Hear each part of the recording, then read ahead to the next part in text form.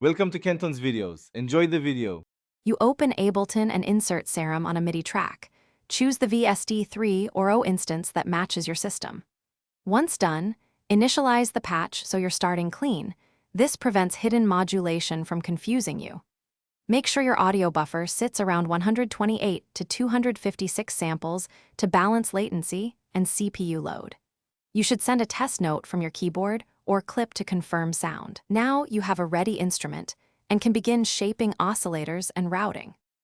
You pick your basic timbre by choosing oscillator A and B waveforms and adjusting waveable position to sculpt harmonic content. Once set, add unison for width, try up to 7 voices, and detune carefully to avoid phasing. Route oscillators through the filter and add sub or noise to beef up the low end. Make sure filter type matches the sound goal. Then assign LFOs and envelopes to cutoff, pitch, or waveable position so the sound moves. This is how you bring static tones to life and control dynamics.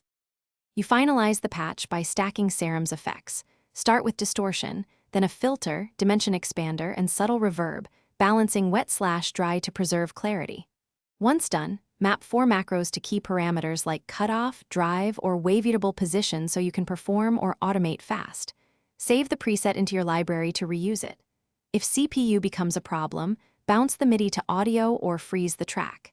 If audio drops or glitches, reduce polyphony or increase buffer size. That usually fixes it. Thanks for watching. Consider subscribing if we helped you.